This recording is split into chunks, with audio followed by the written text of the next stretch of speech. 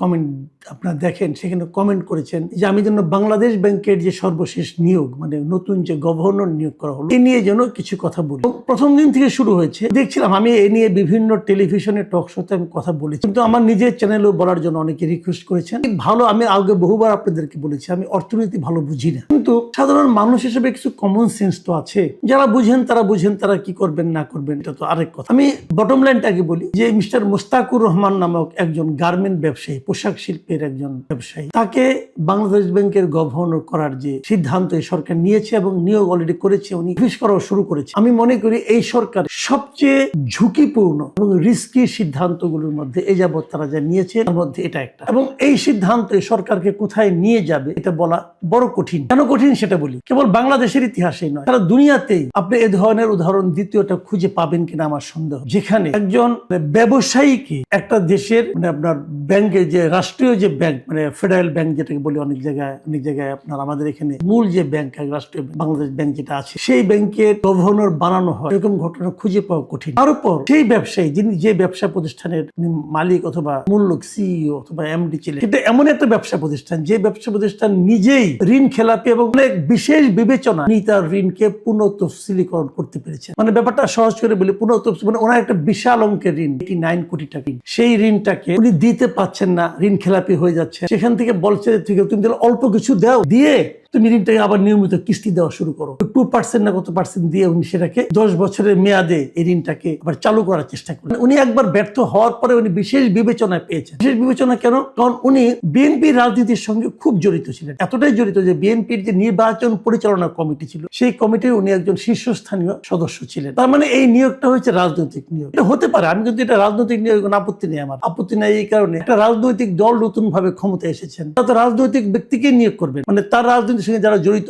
তারা রাজনীতিকে যারা বিশ্বাস করেন তাদেরকে নিয়োগ করবেন, এটা হতে পারে। কিন্তু আমার কথাটা হলো কি, আপনার রাজনীতি যারা বিশ্বাস করে তার মধ্যে আপনি একজন ব্যাংকার পান নাই, একজন অর্থনীতিবিদ পান নাই, ওনাকে আনতে হবে কেন? উনি তো এমন একটা ব্যবসা প্রতিষ্ঠানের পরিচালনার মূল দায়িত্বে ছিলেন, সিইও ছিলেন, যে ব্যবসা প্রতিষ্ঠানটা ব্যাংক থেকে ঋণ নিয়ে ঋণ পরিশোধ করতে পারে নাই, উনি সেরকম ব্যবসা প্রতিষ্ঠানের মানে শীর্ষ কর্মকর্তা ছিলেন। এখন উনি যখন আসছেন, এখন ওনার প্রতিষ্ঠানে ঋণ টিন পাওয়া আরো সহজ হয়ে যাবে। এটা তো একদিক দিয়ে কনফ্লিক্ট অফ ইন্টারেস্ট হলো তো, সেটা কেন করলেন আপনারা? এটা বললাম তো, দ্বিতীয় আরেকটা উদাহরণ আপনারা খুঁজে বের করতে পারবেন না। আমি দেখলাম আমাদের অর্থমন্ত্রী মিস্টার আমির খুসরো মাহমুদ চৌধুরী, নিয়োগজন ব্যবসায়ী, উনি বলছেন যে সরকার এই কাজটা করেছে, সরকার এটা করতে পারে। হ্যাঁ পারে, সরকার অবশ্যই পারে, কিন্তু আমি কি প্রশ্ন করতে পারি না সরকার কেন পারে? এই প্রশ্ন করার অধিকার কি আমাদের নাই? নিশ্চয়ই আছে। সেই প্রশ্নটাই আমরা করছি, ভাই আপনারা এই কাজটা করলেন কেন করলেন, একটা ব্যাখ্যা দেন। আগে আমরা দেখেছি আপনার ইউনূস সাহেবের আমলে যে তার সরকারের যা কিছু হতো একটা প্রেস উইং ছিল, এই প্রেস উইং নিয়ে আমরা হাসাহাসি করতাম, অনেক কিছু করতাম, কিন্তু একটা জিনিস আমরা দেখতাম যে সেই প্রেস উইং চট করে একটা ব্যাখ্যা দিত। মানে এই সরকার ব্যাখ্যাও দেয় না, এই সরকার ব্যাখ্যাও দেয় না, এখন পর্যন্ত কোনো ব্যাখ্যা পাইনি, না মন্ত্রী দিচ্ছে না প্রেস উইং দিচ্ছে, ও ব্যাখ্যা দিচ্ছে। কিন্তু প্রশ্ন তো মানুষের মনে যাক, যতক্ষণ পর্যন্ত এই প্রশ্নের উত্তর কেউ না পাবে ততক্ষণ পর্যন্ত কিন্তু এটা নিয়ে মানুষের মধ্যে নানা ধরনের কথাবার্তা হবে, নানা ধরনের চিন্তা হবে। সেই চিন্তাগুলোর জবাব কিন্তু আলটিমেটলি সরকারকে দিতে, এবং সরকার যখন উত্তর না দিবে তখন মানুষ নানা ধরনের জল্পনা কল্পনা করবে, এবং এই জল্পনা কল্পনাগুলো ডাল মিলতে থাকবে, ডালপালা মিলতে থাকবে, এবং সেগুলোর সমাধানটা কি হবে কেউ জানে না। কিন্তু সরকারের প্রতি মানুষের সন্দেহ বাড়তে থাকবে। এবং তারও চেয়ে বড় কথা, একটা বাংলাদেশ ব্যাংকের গভর্নরের যে দায়িত্ব, সেই দায়িত্ব পালন করার কোনো অভিজ্ঞতা যে লোকের নাই। ওই কাজটা কি? ব্যাংকিং সেক্টরগুলোর মধ্যে একটা আস্থা ফিরিয়ে আনা। এই লোক যে পারবে তার কি প্রমাণ আপনারা পেয়েছেন? বরং উনি তো ব্যাংকের টাকা নিয়ে টাকা দেন না, এই ইতিহাস উনি তৈরি করেছেন নিজের জীবনে। এটা কিভাবে সমাধান হবে আমরা কিন্তু কেউ ব্যবসায়ীগুলো জানি না। সারা দুনিয়ার কাছে কি মেসেজ যাচ্ছে এটাও জানি না। আমি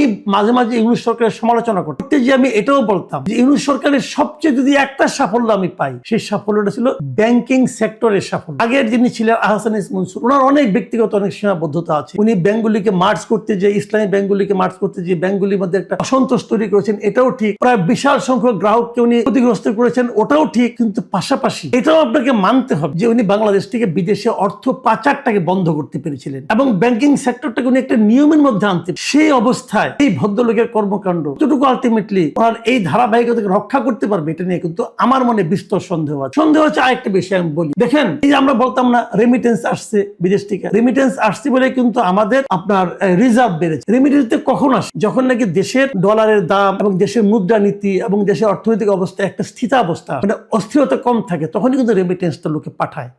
সেই অস্থিরতাটা কিন্তু হাসান এস মনসুর সাহেব দূর করতে পেরেছে। লোক আসছে, সেটা কিছু পারবে এখন? এটা হতো, অনেকে বলে এটা না হয়ে তো কোনো উপায় ছিল না। আমাদের দেশের যে সংসদ সদস্য হয়েছে এই দেশে, তাদের 60% সদস্যের কিন্তু মূল পেশা হলো ব্যবসা, এবং 62% মন্ত্রীর, মানে মন্ত্রী পরিষদের 62% পেশা হলো ব্যবসা। তাহলে এবং তাছাড়া আরো বলি আপনাকে, এমপিদের যারা সংসদ সদস্য 50% হলো ঋণগ্রস্ত। এরকম একটা সরকারের অর্থনৈতিক সুযোগ সুবিধা করে দেওয়ার জন্য বাংলাদেশ ব্যাংকের গভর্নর আরেকজন ঋণগ্রস্ত ব্যবসায়ী হবে, এটা স্বাভাবিক। এখন ওনাদের অবস্থা দেখ, দেশের অবস্থা কি হবে? দেশ কি স্বাভাবিক পথে অগ্রসর হতে পারবে লোককে নিয়ে? আমি কিন্তু ভয় আছি ভাই।